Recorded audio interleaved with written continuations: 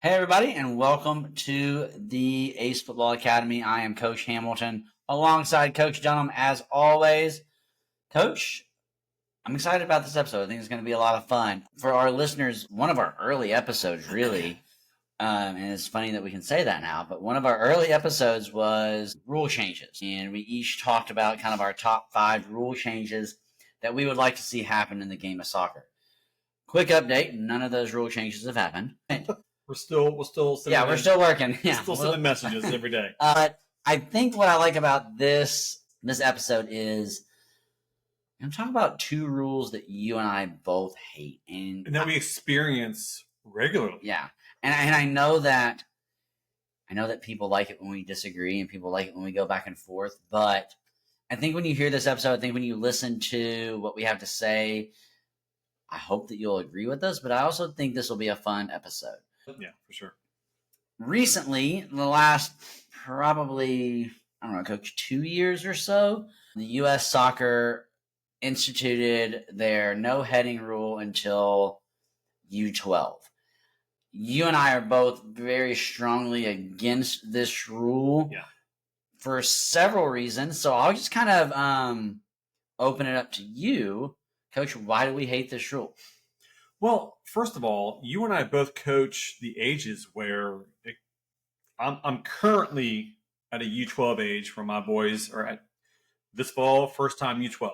You're a year into yours, 2 years into yours with the 2 teams that you coach. And I think for me, when my players start saying, can we head? Can we head? And you got to tell them no.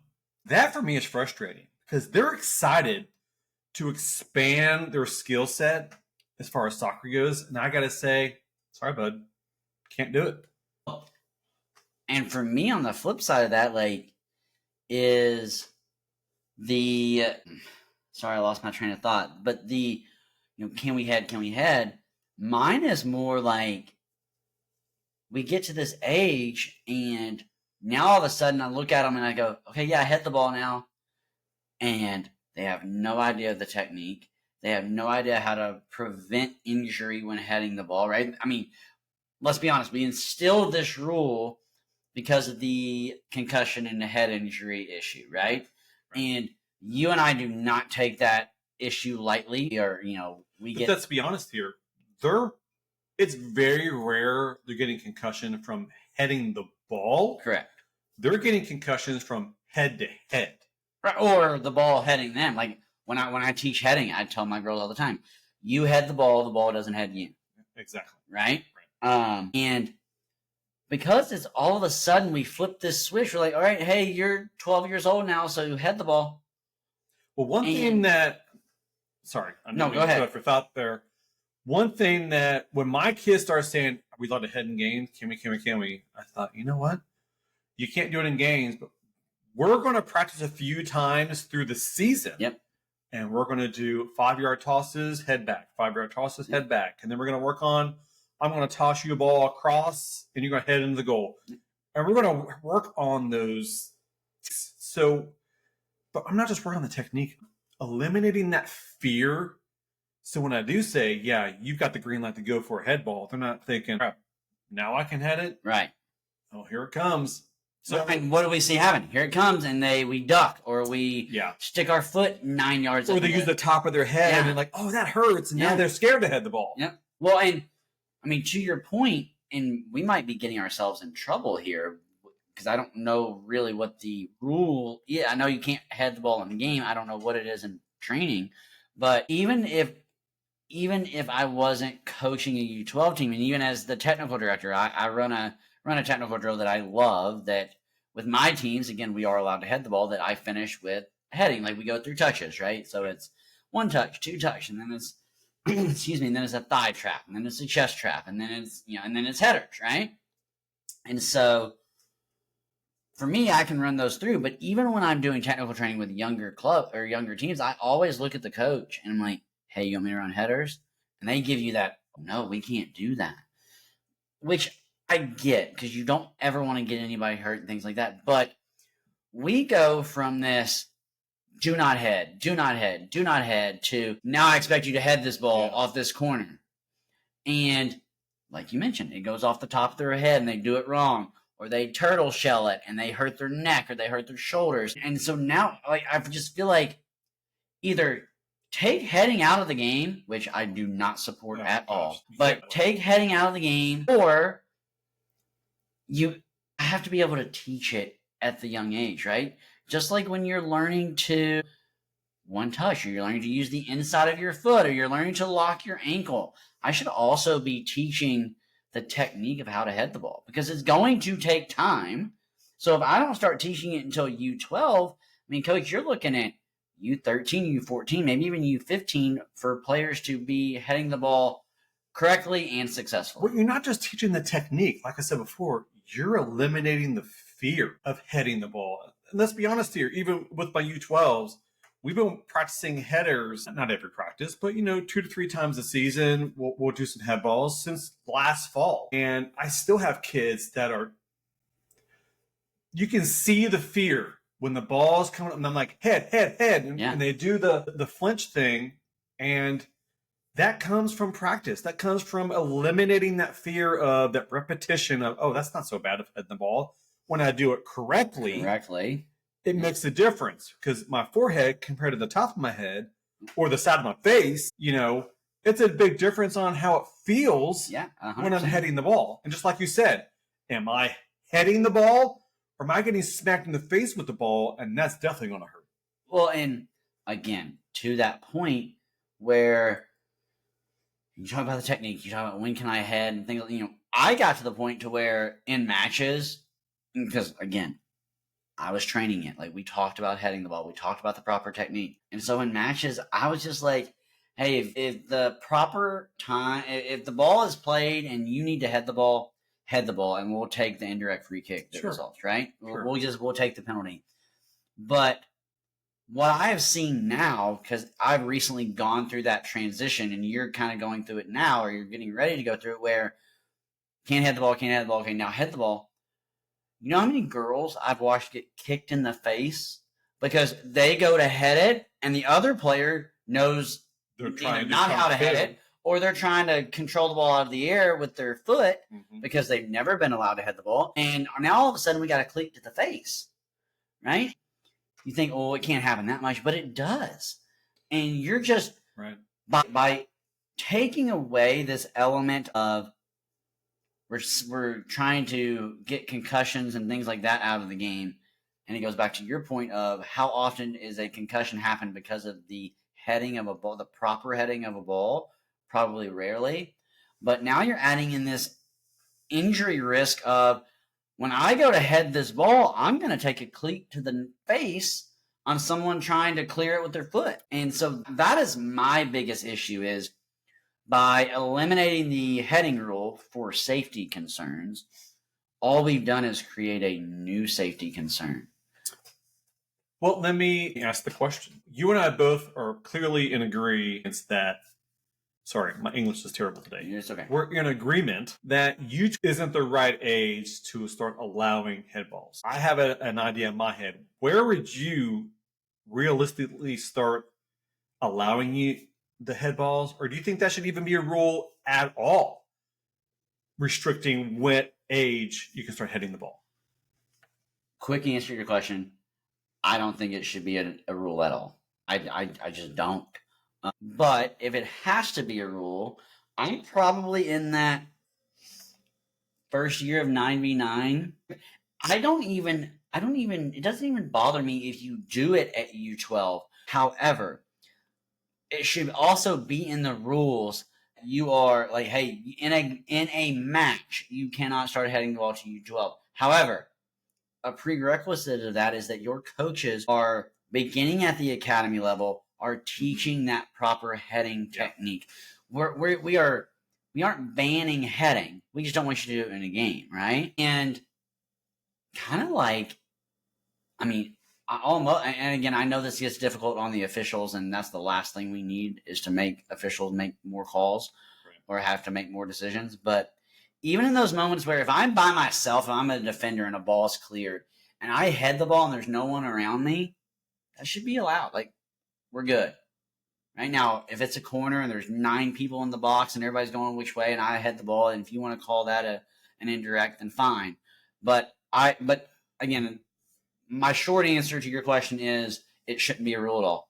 My long answer is make it to wherever you want it, but then I think you should also, hey, coaches, we are still emphasizing in trainings the proper technique to head the ball, because you can't look at a kid who's played soccer since they were, we have U4 teams now.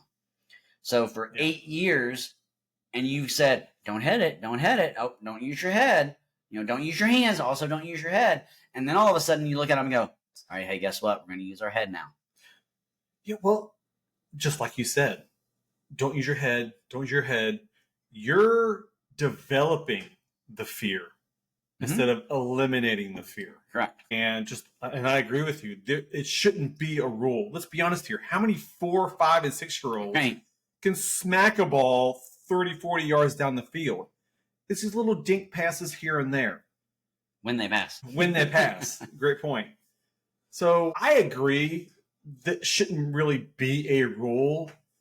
I think there's other ways to, approach this type of situation. And a lot of that is educating the coaches, as well as the players and the parents, as far as how we properly head the ball and things that we can and should not do to prevent those concussions. And let's be honest here, no matter what you do, people are going to get hurt. It's a contact sport. People are going to run into each other. Bodies are going to bump. Heads are going to bump. Elbows are going to hit. It's just a part of the game. Unfortunately, kids will end up getting hurt. But we can't see that happening and say, we need to fix that rule because 4 kids got hurt in the last year of something. Well, it's a sport. Right. And I think we're hurting the game in our development more than we are helping in the safety side of the game. And again, I could not agree with you more. But also, I just think we are, in this attempt to get rid of concussions, we are adding more potential for concussions with the high kicks, with the improper heading, with all these things that come with outlawing heading to prevent concussions. Well, we haven't looked at what we're bringing into play that is going to cause more concussions. And you said very early on, how many concussions have stemmed from me trying to head the ball, right? Is me going to head the ball properly, you going to head the ball properly, and we smack heads, right? Nothing you're going to do about that. It happens. Me running at you, you clearing the ball, and me taking the ball to the face, right? Exactly. Concussion. But that's going to happen regardless of whether you have this and heading eliminating the head ball rule doesn't prevent either of those situations. Right? And so I just think that by eliminating heading until U12, all you've done is create more instances. I understand why they did it, and I think that's important for us to both say we understand why they did it, but I think their thought process is incorrect here. I think we're in agreement here. There's no way we're going to ease the concerns of the decision makers, of parents. The fact of the matter is, even with a no header rule, kids will still bump heads. Yep. They will still run into each other. Injuries will still happen. Right. The rule doesn't solve what they're trying to fix, at least in my opinion. You will still have injuries regardless. All right, Coach, the second one we want to talk on tonight, and I laugh because you and I have laughed about this rule on multiple occasions. We've laughed at it. We've gotten frustrated with it. I don't recall when I really noticed it as a coach. I don't recall the first time I really noticed it as a coach, but my thought process was, why player A gets hurt and everybody on the field drops to a knee? Automatically. Automatically. Like, sometimes the referee doesn't even blow his whistle and boom, we're on a knee. And not just the people near the play, but everyone on the field, boom, hits a knee.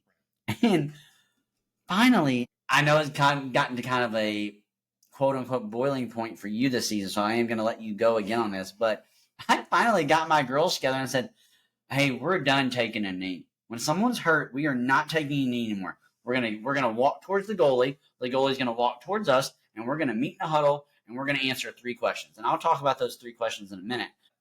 When I brought that up to my teams, they were like, "No, coach, we have to take a knee. They're hurt." And I'm like, "They are hurt, and we hope they're okay, but they're okay, right? Like even when it's my player hurt, like I will tend to my player. I need the rest of you tending to what's happening on the field." 1,000%, I agree with what you're saying here, and it's been engraved in their brains from U4 up to whatever they are now. When someone's hurt, you take a knee, and at those young ages, that makes total sense because they're easily distracted. Some aren't really paying attention, and it lets them know, oh, something's going on. I need to stop what I'm doing. Got it. But that's 4, 5, 6, maybe even 7-year-old kids that you need to say, hey, take a knee. Something's going on. Let's be respectful. And someone's hurt, whatever's going on. And when it's over, we'll get back up and we'll keep playing. Well, there has to be a point where we start saying, all right, the knee taking needs to stop because it's not really solving any problems. No. And honestly, it's not a matter of am I respecting the person that's injured. It's more about awareness of what's happening on the field. Well, and it goes back, I mean, honestly, it goes back to an argument that you and I differ on with the timeouts, right? To me, although I don't get to coach and I don't get to participate in the huddle, it's almost a timeout for my team, right? It gives them, sometimes it's 30 seconds. You and I have both been involved in prolonged stoppages where it's several minutes, but it is that opportunity for you, and hopefully you have really solid captains or really solid leadership on your team to get together and be like, okay, let's regroup, or hey, we're doing great, let's keep pushing. Dropping to a knee doesn't help the player injured get better or faster. It doesn't help you regroup. It does nothing. And so from if I don't know, it's just there's no reason to take that. And I love that you explaining what you want your girls to do when someone's down. And I'm in a similar situation here. So when a player from the other team gets injured, my automatic response is, hey, everybody up, go to half field, huddle up. When the player stands up, we're all clapping. Great, he's good to go. Game on. And for me, when one of my players is injured, I want people to get out of the way. Yeah. I don't need 10 players on their knee surrounding my injured player. I want those 10 players to get out of my way. So it's just me and my player having a discussion. Hey, look at me. Where are you? What's my name? Can you see my 2 fingers? Communicate. Let's make sure you're okay. Whatever the injury is, do we need to get mom out here? I don't need 10 players around me staring at what's going on here. I need those 10 players away. And so when people are taking a knee, I feel like it just makes things uncomfortable, or it doesn't need to be uncomfortable. No, that is a great point. And you think about all the the videos you see, and what are the give him space, give him air, and taking a knee. I mean, how often do we see a player gets hurt? And you're right. Not only do we take a knee, but we all walk toward him and then take a knee, right? That's true. And so it's true. And so now, to your point, now not only am I dealing with an injured player, but I'm also dealing with 21 other kids who are surrounding us. Right. Right. But no, I think that's a great point. One that I hadn't even thought of until you brought it up tonight. But Coach, I want to get, you're kind of dealing with this issue right now, actively this season. This season, which, and I don't know this story either for the listeners, so we're all going to hear this for the first time together. So a few weeks ago, we played a team on our league. So we were at their field. Game's going on. We're eventually up on the game. We're in the second half. Their player goes down. Automatically, everyone's on a knee. So I tell one of my kids, hey, get everybody up, go to half field, and let's get out of the way, huddle up, and just talk quietly about what's going on. Yeah. And so they did. They went up with half field, and I got a parent from the other team saying, Blue, you need to take a knee.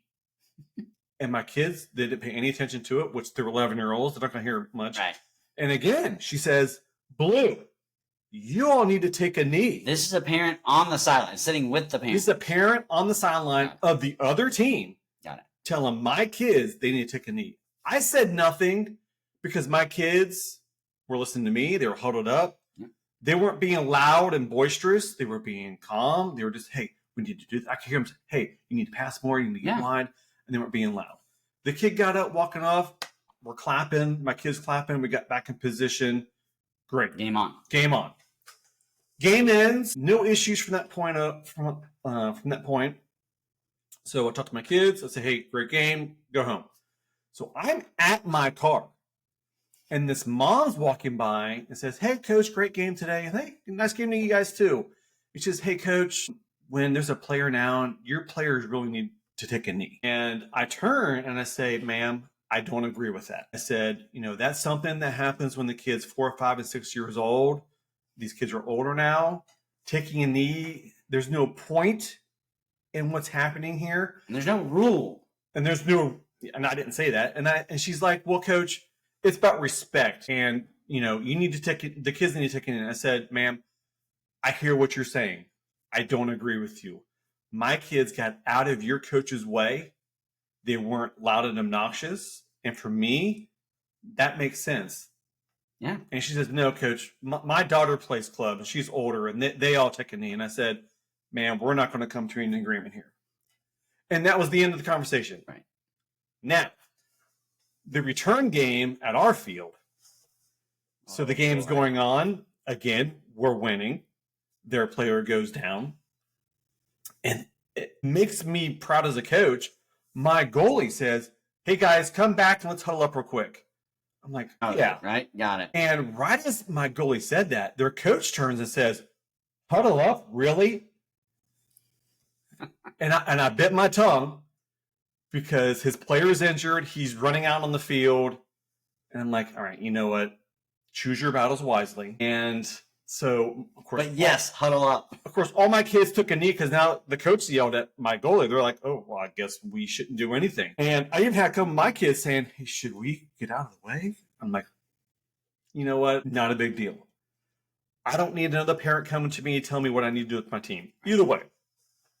And so after the game that evening, the father of the goalie calls me and says, what should we do? Like, my wife thinks my son was in the wrong by calling that out. I feel like he was doing what the coach tells him. And I said, you know what? Your son did exactly what I asked him to do. He said, everybody get up, come to half field, get out of the way. Let's have a quiet discussion of what's going on. And when the kid gets up, we clap and game on. Yeah. And I said, your son did exactly what I wanted him to do. And so now we're having this discussion of, what am I supposed to do? Why are parents of middle school aged kids still concerned about taking a knee as if, one, like you said, it's a rule, which it's not. It's not. And that it amounts to what is or what is not respectful as far as honoring, I guess you could say, the kid who's injured at the time. I think you're on the same page. Kneeling doesn't do anything. It doesn't make the kid get better. I'm confused. We're confused on why we're still stuck because I think we're at that borderline age. Because you and I have coached high school, we've coached middle school. I have never in my life seen kids take a knee in high school. I've never seen kids take a knee in middle school. And I don't know why this parent felt like that was an issue, let alone approaching me and telling me that I was in the wrong for not making them take a knee. Well, and I haven't dealt with that yet, knock on wood, right? I mean, there's been moments when, it's my player injured, right? And as you're walking or jogging, depending on, we kind of know as coaches, all right, they're okay, or, I need to get there, right? We kind of know that as coaches, and just like that as a parent, right? The times to say, you're fine, get up, versus, okay, we might have a problem here, right? But even in those moments, as I'm walking onto the field, if my girls haven't, I give them that immediate huddle up sign, right? Like, hey, get together, right? Or you yell at a captain, like, hey, together. And I don't kind of what you said in your proud moment. I don't have to do that much anymore because they do it on their own. Yeah. Right. And let me add something in there. Both of our teams are at an age where they are developing critical thinking and problem solving. And I think that's a part of it. We're encouraging leadership and, defending your teammates. Well, we have to develop that. And taking a knee and being silent. Yeah. Right. While I understand you want the focus to be on the injured kid, but why do we all need to sit there in silence? Because a kid at 11 years old twisted his ankle or, had a ball in the gut and he's out of breath. There's no sense in the silence aspect of taking a knee. And again, so to me, and my argument to that would be is, hey, we are playing a competitive game, right? Especially at the age groups we're talking about. And if my kids can get together and for my girls, for my teams, we ask 3 questions. When they get together, the first thing my captains do it. And it is, what is one thing we're doing really well? Yeah. What is one thing we need to improve on? And then as they're breaking the huddle, everybody is supposed to give somebody a compliment. Now, as a coach, do I know? So, we're breaking the huddle. Let me expand on that third one. I don't have to compliment everybody on my team. But as we're breaking the huddle, you and I are standing next to each other. And I'm like, hey, Dunham, you're working really hard. Keep it up. Or, hey, Dunham, that last cross you played was fantastic. Hit it again. Right? So just something real quick. Are they doing that? I have no idea. Right? Is that what's happening in those? We believe they are. But in my heart, the answer is yes. Those are the 3 things they're doing. And the girls tell me that's what they're doing. So why would I not believe them? But again, to me, we are playing competitive soccer. You want to take a competitive edge. If one of my players were hurt, I would 100% expect the opposing team to get together in a huddle. Right. And I can't tell you the number of times when I've told my girls, hey, huddle up. And then you see it click in the other. Yeah, we're supposed to huddle up too, right? Yeah. So I don't know. Maybe it is an age thing. And maybe you and I are way off base here with this rule. Maybe it is just an age thing. But then my question is, okay, well, where does that, kind of like with the heading, where does the age thing start? But for both of us, I think, especially on your, again, I haven't had the issue that you had this season. And I couldn't imagine, good on you for. And I'll give that parent credit. She was not rude. Right. She wasn't being throwing something. She was just making a statement. We had an adult conversation, and we parted ways, having a disagreement. But I think I even came back up at the second time though. It was wild. That's great. It was wild. So are we gonna play them again? I mean, we got to schedule a friendly or something, right? Right now, they're at the bottom of the table. They may drop a division. Oh, okay. We're probably going to win the division, so we're going to go up. So I'm fine with never seeing them again. It was just an odd situation. All right, guys. Fun conversation tonight. 2 rules that we hate, right? We've done our rule changes. We've disagreed on some rules, but these are 2 rules when it comes to taking a knee and to heading the ball in youth soccer. We disagree with the rules that are currently. Well, I guess the taking a knee isn't a rule, but we disagree with the way it plays. Yeah, the concepts of how it goes. Coach, a lot of fun as always. Coach Hamilton alongside Coach Dunham. We are the ACE Football Academy. Go kick some ace.